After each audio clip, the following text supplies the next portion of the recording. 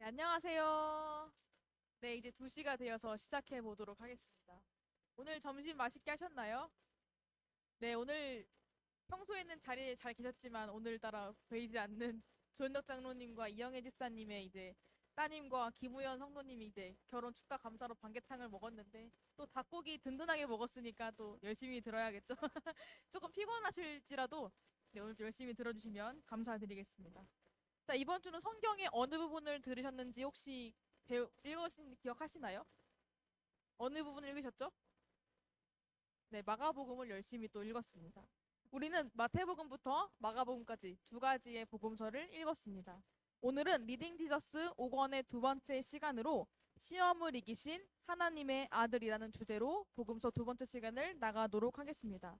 오늘은 예수님께서 선포하신 내용과 행하신 기적을 함께 살펴보도록 하겠습니다. 저번 시간에는 무엇을 들었을까요? 기쁜 소식으로 우리에게 오신 예수 그리스도를 함께 보았습니다. 복음 그 자체이신 예수님께서 이 땅에 오신 것을, 그리고 예수님의 나심은 짜잔하고 등장한 것이 아니라 구약 시대의 계보를 따라서 등장했음을 보여주고 있습니다. 그렇다면 예수님은 무엇을 받으시면서 사역을 시작하셨을까요? 무엇을 받으시면서 사역을 시작하셨을까요? 예수님께서. 네, 맞습니다. 예수님은 세례를 받으심으로써 사역을 시작하셨습니다. 세례를 받으신 후에 물에서 나오실 때 성령님께서 비둘기같이 내리고 성부 하나님께서 이는 내 사랑하는 아들이요 내 기뻐하는 자라라고 공포하시면서 예수님께서 메시아로 사역하심을 온 세상 가운데 알리셨습니다. 예수님은 세례를 받으신 후에 성령께 이끌리어 시험을 받으러 광야로 가십니다. 누구에게 이끌리셨다고요? 네, 맞습니다. 예수님은 능력이 없으셔서 마귀가 주는 시험을 통과해야 사역을 시작하신 것이 아니라 성령께서 이끄심으로 그 사역을 시작하십니다. 첫 번째 시험 받으실 때에 시험하는 자, 즉 마귀가 예수님께 나와 이렇게 말합니다. 내가 만일 하나님의 아들이거든 이라고 말합니다. 시험하는 자인 마귀는 하나님께서 바로 직권 선포하신 하나님의 아들이신 예수 그리스도께 직접적으로 도전함으로 시험을 시작합니다. 따라서 우리는 두 번째 시간을 통하여서 우리의 구원자로서 시험을 이기신 예수님에 대해서 깊이 살펴볼 것입니다. 그리고 복음서에 기록된 예수님께서 선포하신 복음의 내용과 사역을 통해서 예수님이 어떤 분인지를 함께 보도록 하겠습니다. 먼저는 시험을 이기신 예수님입니다. 사탄은 광야에서 40일 동안 금식하신 예수님께 세 가지로 시험합니다. 첫 번째는 이렇게 말합니다. 함께 읽어보겠습니다. 내가 만일 하나님의 아들이여든 명하여 이 돌들로 떡덩이가 되게 하라 라고 말하고 있습니다. 이것에 대하 예수님은 신명기 8장 3절의 내용을 이렇게 말씀하십니다. 함께 읽겠습니다. 사람이 떡으로만 살 것이 아니요 하나님의 입에서 나오는 모든 말씀으로 살 것이라 라고 말씀하십니다. 두 번째 시험입니다. 마태복음 4장 6절입니다. 함께 읽겠습니다. 내가 만일 하나님의 아들이여든 뛰어내리라. 예수님 뭐라고 말씀하십니까? 주 너의 하나님을 시험하지 말라 라고 말씀하십니다. 세 번째는 무엇입니까? 만일 내게 엎드려 경배하면 이 모든 것을 내게 주리라 라고 하시고 예수님 뭐라고 하십니까? 주 너의 하나님께 경배하고 다만 그를 섬기라 라고 말씀하십니다. 예수님은 근데 어떤 말씀을 사용하셔서 지금 대답하십니까? 네, 맞습니다. 신명기의 말씀을 사용하십니다. 예수님은 하나님께서 말씀하신 그 모든 내용을 사용해서 마귀에게 대적하여 말씀하십니다. 예수님께서 받으신 이 시험은 이스라엘이 광야에서 겪었던 경험을 떠올리도록 합니다. 첫 번째 시험은 이스라엘 백성들이 하나님께서 주신 음식에 만족하지 못하고 불평한 모습. 두 번째는 하나님께서 세우신 지도자인 모세에게 비난하며 더 나아가 하나님을 시험하며 하나님께 불평불만한 모습입니다. 세 번째는 모세가 하나님께 계명을 받으러 올라갔을 때에 무엇을 세웠죠? 금송아지를 세우고 마치 이것이 우리를 지금까지 인도한 하나님이라 라고 말하면서 이것에게 경배하였습니다. 이렇게 이스라엘 백성들은 하나님의 민족이며 약속하신 땅으로 가던 길이었지만 광야를 걸어가며 세 가지의 시험에서 어려움을 겪고 실패하였습니다. 하지만 예수님은 어떻습니까? 이스라엘의 실패를 극복하고 승리하십니다. 바로 이스라엘의 세 가지의 시험을 실패했지만 예수님은 세 가지의 시험을 승리하셨습니다. 예수님의 이러한 모습이 기록되어 있는 본문은 우리가 어떻게 시험에 반응해야 하는지를 알도록 합니다. 바로 하나님의 말씀으로 사탄을 우리에게 주는 계략과 시험에 맞서서 싸워야 한다는 것입니다. 더 나아가 우리는 구약 성경에 나타난 소망을 성취하신 분이라는 것을 알아야 합니다. 그래야 예수님의 시험 사건이 지닌 근본적인 의미를 알 수가 있습니다. 근본적인 의미는 무엇입니까? 이스라엘의 반복적인 실패를 극복하고 하나님께서 택한 민족이자 하나님의 아들인 이스라엘을 구원하신다라는 것입니다. 여기서 하나님의 아들인 하나님께서 택하신 민족, 하나님께서 택하신 백성임을 말하고 있습니다. 또한 맨 처음 이전, 이스라엘 이전에 죄를 지은 또 다른 하나님의 아들, 아담이 있습니다. 하나님께서 아담에게 먹지 말라 한 선악을 알게 하는 나무 열매를 먹었기 때문에 땅은 아담으로 말미암아 저주를 받았습니다. 따라서 수고하여야 그 땅의 소산을 얻으며 땅은 가시덤불과 엉겅퀴를 냅니다. 바로 황폐한 땅인 광야가 생겨난 것이지요. 예수님은 맨 처음 아담이 죄를 지은 그 결과를 반영하는 곳에서 사탄과 맞서 이기십니다. 바로 예수님이 시험을 이기신 곳은 광야였습니다. 실패한 아담과 다르게 예수님은 하나님의 말씀으로 하나님께 순종하시며 그 시험을 이기십니다. 예수님께서 시험을 이기심으로써 아담의 죄가 가져온 혼돈과 불균형을 완전히 극복하십니다. 이와 더불어 중요한 의미가 한 가지 더 있습니다. 바로 기름 부음 받은 하나님의 아들인 예수 그리스도께서 사탄을 정복하십니다. 우리 모든 죄인들을 대신해서 이 땅에 오신 우리의 대표자로서 우리를 위해 전쟁을 치루시고 승리하십니다. 이처럼 1장의 내용은 이와 같습니다. 사탄은 세례를 받고 하나님의 아들로 이 땅에 오신 예수 그리스도를 시험합니다. 사탄은 아주 교묘하게 시험합니다. 마치 내가 만일 하나님의 아들이어든 그리고 너의 온 땅을 보여주면서 온 땅을 갖고 싶으면 뛰어내려라는 말을 합니다. 하지만 하나님은 그 모든 시험에서 하나님께 순종하심으로써 이 시험을 승리하십니다. 이 승리는 하나님의 아들이시자 인류의 대표이신 예수님의 사역의 승리, 곧 만물의 회복을 미리 보여주는 승리임과 동시에 사탄을 무너뜨리는 감격스러운 승리입니다. 다음 레슨 2, 선포되는 하나님의 나라입니다. 예수님은 시험을 이기신 후에 무엇을 선포하십니까? 하나님의 나라를 선포하십니다. 마태복음 30절 말씀 같이 읽겠습니다. 회개하라, 천국이 가까이 왔느니라. 마가복음 말씀도 함께 읽겠습니다. 이르시되 때가 찼고 하나님의 나라가 가까이 왔으니 회개하고 복음을 믿으라 하시더라. 누가복음 말씀도 함께 읽겠습니다. 하나님의 나라 복음을 전하여야 하리니 나는 이 일을 위해 보내심을 받았노라. 바로 천국, 하나님의 나라를 위해서 예수님은 이 땅에 오셨습니다. 그런데 무엇이라 말씀하십니까? 무엇하라고? 네, 맞습니다. 회개하라라고 말씀하십니다. 마가복음 2장 17절은 무엇이라 말씀하십니까? 함께 읽겠습니다.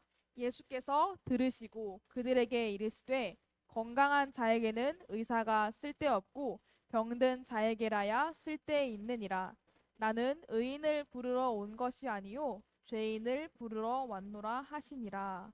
라고 말씀하십니다. 예수님은 의인이 아니라 죄인을 불러 회개시키러 오셨습니다. 죄 있는 사람들은 복음을 듣고 회개함으로써 하나님의 통치가 이루어지는 하나님의 나라에 들어가게 됩니다. 자, 이렇게 하나님 나라를 선포하시기 위해 시작한 지역을 집중해서 보아야 합니다. 새 복음서는 이렇게 말하고 있습니다. 스불론과 납달리 지경 해변에 있는 가버나움 이방의 갈릴리라고 말합니다. 자, 어디입니까?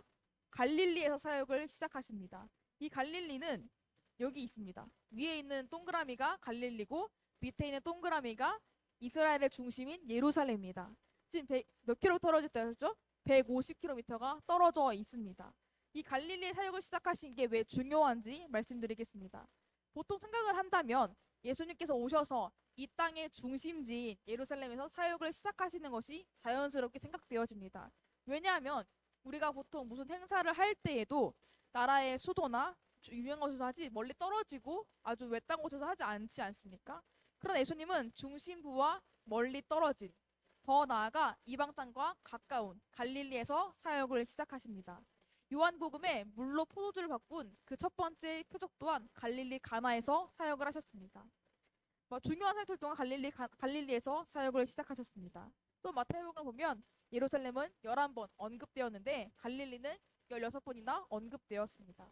그리고 마태복음 21장 11절에 의하면 무리가 이르되 갈릴리 나사렛에서 나온 예수라 하니라라고 말하며 갈릴리가 예수님의 중요한 사역지임을 말하고 있습니다. 예수님께서 이렇게 하신 이유는 이사야 선지자의 예언을 성취하기 위함입니다. 이사야서 9장 1, 2절은 이렇게 기록되어 있습니다. 함께 읽겠습니다. 전에 고통받던 자들에게는 흑암이 없으리로다. 옛적에는 여호와께서 스불론 땅과 납달리 땅이 멸시를 당하게 하셨더니 후에는 해변길과 요단 저쪽 이방의 갈릴리를 영화롭게 하셨느니라. 흑암에 행하던 백성이 큰 빛을 보고 사망의 그늘진 땅에 거주하던 자에게 빛이 비치도다 라고 말합니다. 갈릴리는 이방 땅과 아주 가까운 위치였습니다. 이방 땅과 가까이 있기 때문에 외부의 침략으로 여러 가지 피해를 많이 입으며 문화 또한 중심지보다 멉니다. 우리도 서울보다는 저 시골이 더욱더 우리 문화와 떨어져 있고 또한 북한과 가까운 땅들이 많은 피해를 입고 있는 것처럼 말입니다. 따라서 유다 지방에서 상당히 낮은 계층의 사람들이 존재하던 곳이 바로 갈릴리였습니다. 유대인과 이방인이 혼합되어 있던 곳이 바로 갈릴리였다는 것입니다. 예수님은 이런 자들, 즉 낮은 계층의 사람들, 고통받는 자들에게 먼저 찾아가십니다. 바로 흑암에 행하던 백성, 흑암에 있는 백성들에게 하나님의 진리를 모르는 백성 찾아가시고 사망의 땅과 그늘에 앉은 자들, 즉 영적 사망에 있는 자들에게 영원한 생명으로 인도하는 빛, 즉 복음의 진리이신 예수님께서 하나님의 나라와 구원의 기쁜 소식을 선포하십니다. 자, 이처럼 예수님은 하나님 나라를 선포하십니다. 복음은 어디 통치와 관련되었다고 말씀드렸죠? 하나님의 통치와 관련되어 있다고 말씀을 드렸습니다. 각 복음서가 1장부터 마지막 장까지 진행될수록 하나님의 나라가 능력으로 임하는 것을 볼 수 있습니다. 바로 하나님의 통치를 받는 삶으로 이어진다는 것이지요. 마가복음 1장부터 살펴본 내용들을 보면 예수님은 복음을 선포하시고 시몬과 안드레를 부르시고 여러 가지로 병든 사람을 찾아가시고 죄인들을 부르시고 죄를 용서하시고 제자들을 세우십니다. 우리는 이처럼 성경을 읽으면서 예수님은 어떤 분이신가? 라는 질문이 생겨납니다. 아마 이때 제자들은 더 궁금했을 것입니다. 왜냐하면 우리는 지금 성경 전체를 보고 말씀을 듣지만 이 당시 제자들은 아무것도 모르는 사람이었기 때문입니다. 마가복음 4장에는 더욱더 이러한 질문을 궁금하게 하는, 예수님이 누군지 궁금하게 한 것이 생깁니다. 바로 바람과 바다를 잔잔케 하시는 예수님의 사건입니다. 이때는 예수님께서 자신을 따르는 데에는 헌신과 각오가 필요하다는 것을 말씀하신 후에 이들은 작정하겠습니다, 제가 예수님을 따르겠습니다 라고 말한 후에 떠나는 장면입니다. 이때는 갈릴리 바다는 대체로 평온하며 조용합니다. 제가 갈릴리 바다를 갔다 왔는데 물이 아주 잔잔하였습니다. 하지만 바다가 언덕들 사이에 낮게 위치하고 있기 때문에 산을 타고 바람이 내려오게 되면 갑자기 성난파도가 확 일어나게 됩니다. 이 광풍이 얼마나 큰 광풍이었냐면 제자들 중에 어부였던 베드로와 안드레도 두려움에 떨고 염려하였습니다. 이들은 어부여서 폭풍을 몇 번 만나 보았을 것입니다. 하지만 성경을 읽어볼 때 뭐라고 말합니까? 주여 구원하소서 우리가 죽겠나이다 라고 말하고, 마가복음은 큰 광풍이 일어나며 물결의 배에 부딪혀 들어와 배에 가득하게 되었더라 라고 말하며 그것의 심각성을 말해주고 있습니다. 이날 유난히 격렬한 비바람이 불었던 것과 같습니다. 이러한 폭풍 속에서 누구를 깨웁니까? 예수님을 깨웁니다. 예수님은 말씀으로써 바람과 바다를 잔잔하게 하십니다. 그리고 그들의 믿음 없음을 꾸짖으십니다. 이 이적은 예수님께서 자연 또한 통치하신다는 것을 알려줍니다. 예수님께서 많은 기적들을 행하셨지만 자연까지 통치하신다는 것은 기대하지 않았을 것입니다. 하지만 이것이 바로 그들의 믿음 없음을 보여주고 있습니다. 그들은 예수님의 놀라운 능력을 보고 이렇게 말합니다. 그가 누구이기에 바람과 바다도 순종하는가 라고 말합니다. 또 예수님은 죽은 아이를 살리시고 혈류병으로 고통받던 여인이 옷자락을 만지자 고침받게 되는 기적을 행하십니다. 또 예수님은 기적을 행하시고 다른 곳에 복음을 선포하러 가시던 중에 이적을 행하십니다. 어떤 것인지 아십니까? 바로 오병이어의 기적입니다. 이 오병이어의 기적은 예수님께서 작정하시고 하신 것이 아니라 길을 가다가 쉬시던 중 그저 도시락 하나로 기적을 행하신 것입니다. 바로 떡 5개와 물고기 2마리로 많은 사람을 먹이시고 12광주리를 남기십니다. 제가 이것을 말씀을 읽고 준비하다가 이 생각을 했습니다. 아이 도시락에 담긴 물고기 2마리와 떡 5개라면 제가 그리고 저와 노전도사가 간식거리로 후딱 해치울 수 있는 양입니다. 이것으로 어떻게 많은 사람들을 먹이고 12광주를 남겠습니까? 예수님은 그러한 이적을 행하셨다는 것입니다. 이외에 성경 속에서 예수님은 많은 기적을 보여주십니다. 이 기적들은 그저 예수님의 능력을 보여주기 위한 놀라운 일에 그친 것이 아닙니다. 이적은 표적이라는 명칭도 함께 가지고 있는데요. 이것은 그 이적을 행하는 자가 누구인지 그리고 그가 하시는 일이 어떠인지를 말하고 있습니다. 이적이 또한 표적이라고 불리는 이유는 구약 성경에 나타난 예언들이 성취되고 있다는 것과 동시에 예수님의 신분과 능력 그리고 하나님의 나라를 드러내는 것에 목적이 있습니다. 우리는 예수님께서 행하신 놀라운 기적들을 보면서 그 기적을 바라보는 것이 아니라 그 표적을 행하신 예수 그리스도를 바라보아야 한다는 것입니다. 요한복음의 말씀은 이렇게 말하고 있습니다. 함께 읽겠습니다. 예수께서 제자들 앞에서 이 책에 기록되지 아니한 다른 표적도 많이 행하셨으나 오직 이것을 기록함은 너희로 예수께서 하나님의 아들 그리스도이심을 믿게 하려 함이요 또 너희로 믿고 그 이름을 힘입어 생명을 얻게 하려 함이니라 라고 말합니다. 바로 복음서의 기록 목적입니다. 복음서의 기록 목적은 하나님의 아들 그리스도이심을 믿게 하며 그 이름으로 생명을 얻게 합니다. 바로 복음서의 기록 목적, 더 나아가 성경의 기록 목적은 믿는 자와 믿지 않는 자 모두를 대상으로 해서 예수님을 믿게 하고 그 믿음을 굳건하게 하기 위한 것입니다. 우리는 이러한 기록 목적을 알기 때문에 표적을 바라보는 것이 아니라 그리고 표적을 바라보고 왜 이것을 행하셨지라고 궁금해하는 것이 아니라 예수님을 바라보고 믿어야 한다는 것입니다. 그러나 그 당시에 사람들은 전에 없던 기적을 행하신 예수님을 몰랐기 때문에 두렵고 놀라워하며 의아해하고 많은 생각들을 하고 질문을 던졌습니다. 자, 그래서 예수님은 이렇게 물으십니다. 사람들이 나를 누구라 하느냐라고 물으십니다. 왜냐하면 그들 사이에서도 수군수군거리고 궁금해했었기 때문입니다. 제자들은 사람들에게 들었던 내용을 말합니다. 세례 요한, 엘리야, 선지자 중에 하나라고 말합니다. 라고 말합니다. 이들의 말도 물론 일리가 있습니다. 바로 구약성경 그리고 신약성경에서 많은 이적들을 행하고 모습을 보여줬기 때문입니다. 하지만 본질적인 것을 말하지 못하였습니다. 예수님 뭐라고 물으십니까? 그럼 너희는 나를 누구라고 하느냐라고 물으십니다. 이러한 물음에 대답은 무엇이라고 대답합니까? 바로 주는 그리스도시요 살아계신 하나님의 아들이시니이다 말합니다. 마가복음 주는 그리스도시니이다 말하고 누가복음은 하나님의 그리스도시니이다 라고 말합니다. 세 복음서 똑같이 무엇이라 말합니까? 그리스도를 말하고 있습니다. 이는 영어 성경은 메시아 그리고 헬라어는 크리스토스라고 말합니다. 이 그리스도는 공적인 명칭에 해당합니다. 바로 기름 부음 받은 자입니다. 예수님은 기름 부음을 받고 하나님의 보내심을 받으십니다. 이 기름 부음 받은 것은 성령께서 그와 함께 하신다라는 것입니다. 그리고 살아계신 하나님의 아들로 오십니다. 살아계셔서 지금도 우리와 함께 하시는 하나님의 아들, 하나님께서 세상에 보내신 그 구원자임을 선포하십니다. 예수님은 베드로의 이러한 대답에 무엇이라 말합니까? 바요나 시모나 내가 복이 있도다. 이를 내게 알게 하니는 혈육이 아니요 하늘에 계신 내 아버지시니라 라고 말합니다. 즉 이 말씀 베드로에게 하시면서 예수님은 먼저 자신이 메시아 곧 그리스도임을 인정하시고 예수님께 그리스도라고 고백한 자들을 옳게 인정하십니다. 베드로의 고백 이후에 마가복음에서는 장차 다가올 고난과 죽음, 부활을 가르치십니다. 바로 전환점의 역할을 하고 있습니다.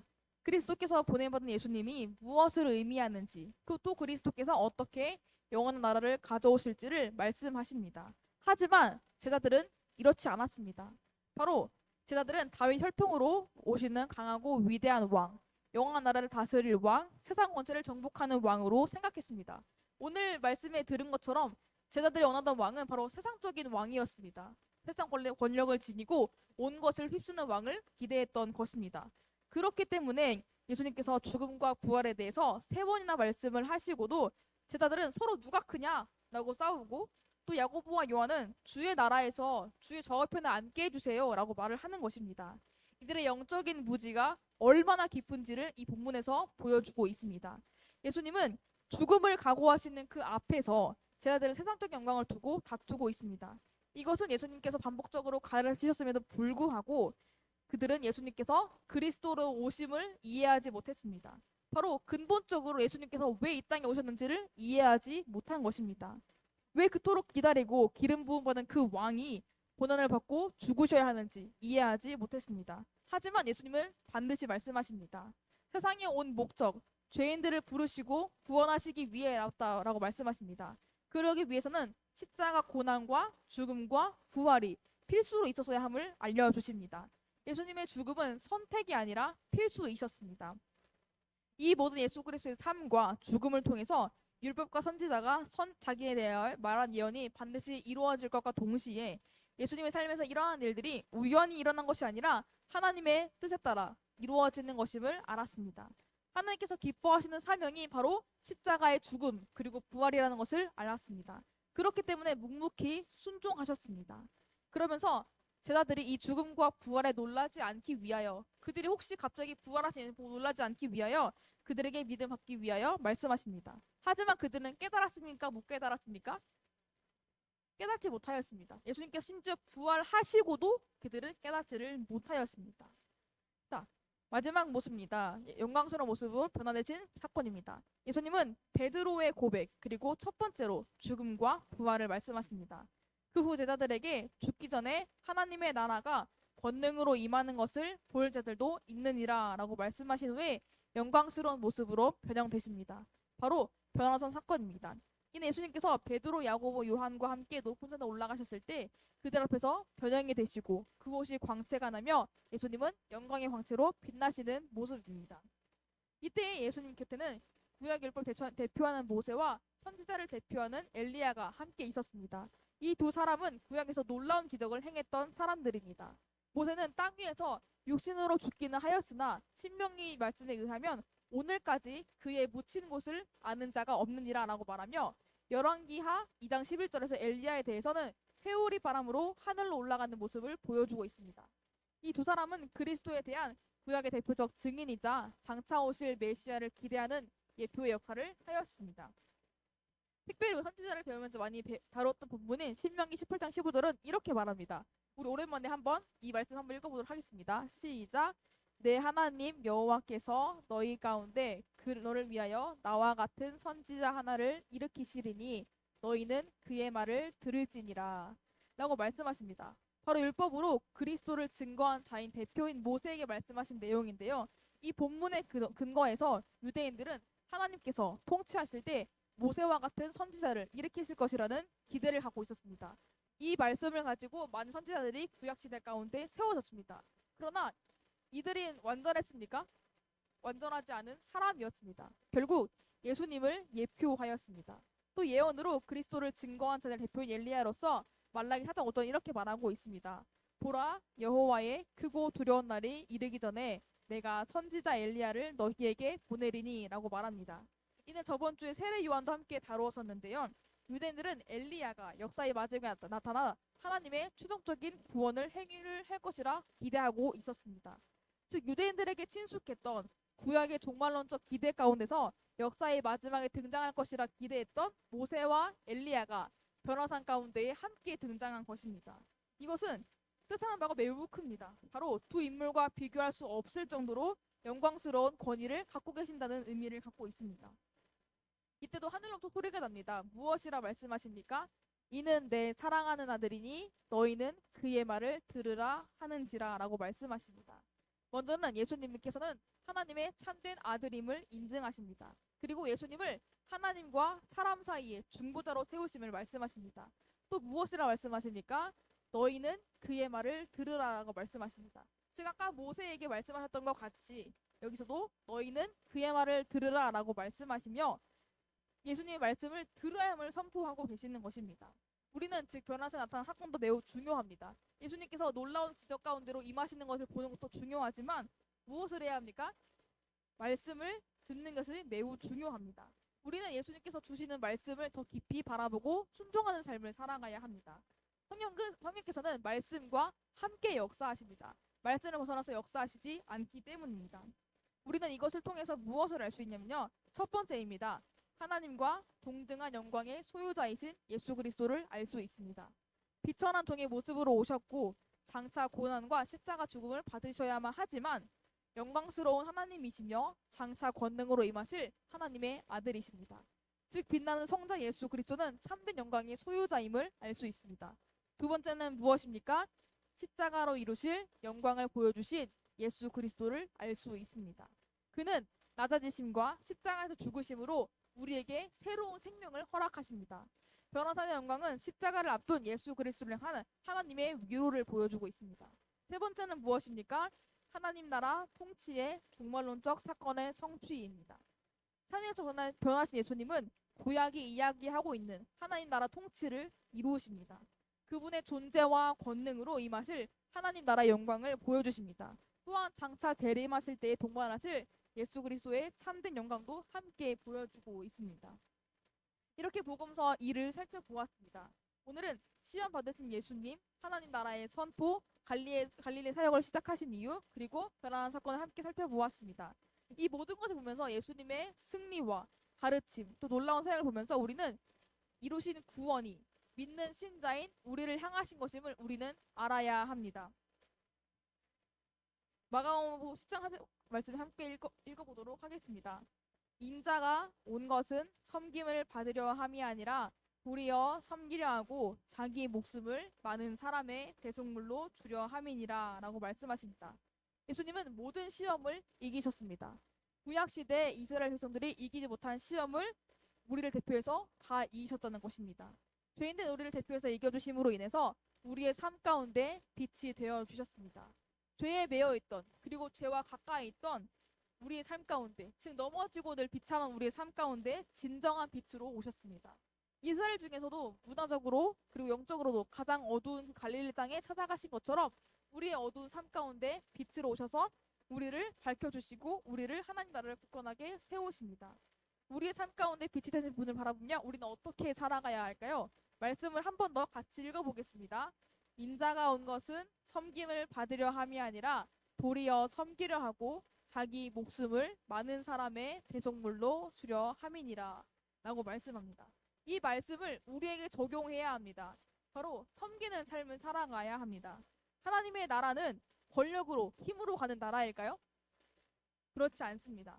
세상 나라의 지배 방식과 통치 원리를 역행한 나라가 바로 하나님의 나라입니다. 하나님 나라 안에 사는 사람들은 섬김과 희생의 삶을 살아야 합니다. 마치 예수님께서 우리 삶 가운데 빛으로 오시고 어두움 가운데 있는 자들에게 복음을 선포하셨듯이 우리도 섬김과 희생을 살아가야 합니다. 어떻게 해야 합니까? 어둠 가운데 있는 자들에게 복음을 전하고 예수 그리스도 사랑을 전하며 마지막으로 예수님의 참된 영광을 구하는 삶을 살아가야 합니다. 이것이 바로 우리가 이 땅 가운데서 이룰 수 있는 사명이라는 것입니다. 우리가 이렇게 살아갈 수 있겠습니까? 우리는 이렇게 살아가야 합니다. 비록 우리가 매일 죄와 넘어지고 싸우고 또 오늘 설교 말씀을 들으면서 얼마나 찔렸는지 모르겠습니다. 성내지 말라 하는데 전 어제도 성내고 그제도 성내고 혼자 화내고 이렇게 삶을 살아갑니다. 하지만 우리가 말씀을 듣고 깨달아서 더 나아가 하나님 영광을 구하는 삶으로 살아가야 한다는 것입니다. 우리 이러한 마음을 구하면서 오늘 찬송으로 예수 따라가며 함께 찬송하시겠습니다.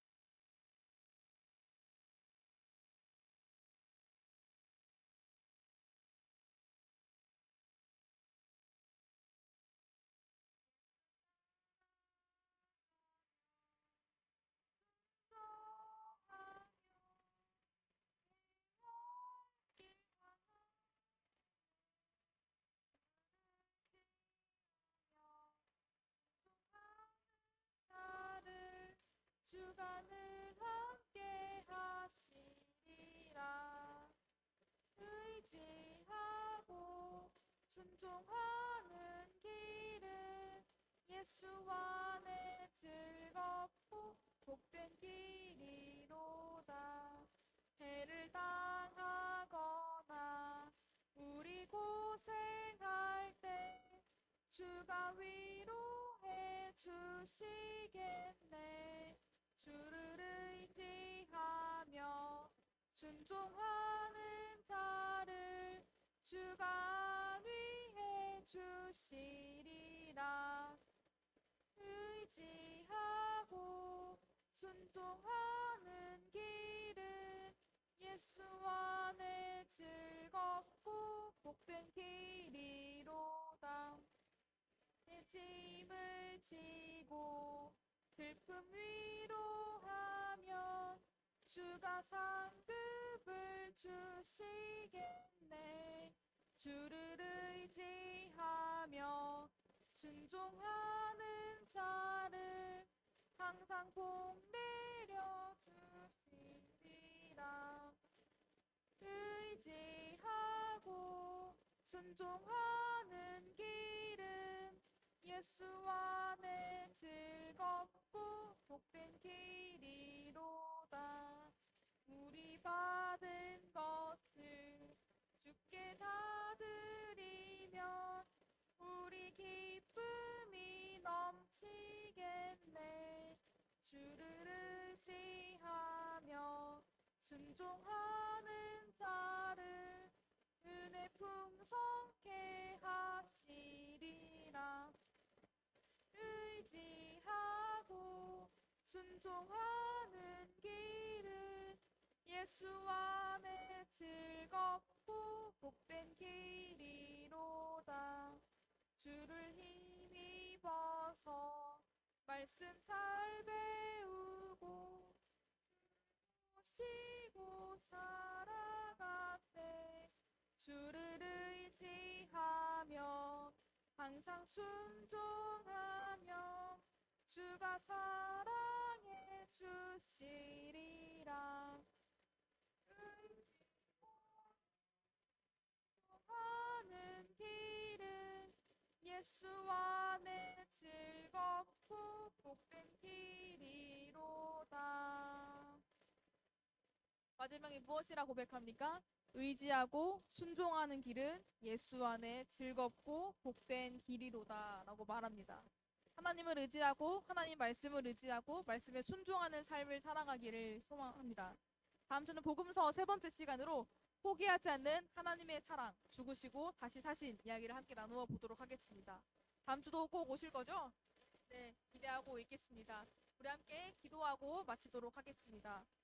하나님 감사합니다. 우리를 위해 찾아오시고 우리를 위해 시험을 이기셔 주신 감사합니다. 우리의 어두운 삶 가운데 빛으로 오셔서 우리의 삶을 비춰주신 너무나 감사합니다. 매일 죄와 싸우고 넘어지는 우리의 삶이지만 우리가 정말 의지하고 주님 말씀에 순종하면서 복된 삶을 살아가기를 소망합니다. 한 주간 또 말씀을 늘 깊이 생각하며 살아가도록 인도하여 주시고 우리 가운데 늘 의지하며 하나님을 의지하며 살아가는 삶을 될 수 있도록 하나님 인도하여 주시옵소서. 우리의 삶을 빛이 되신 예수님 이름으로 기도드립니다. 아멘. 감사합니다. 감사합니다.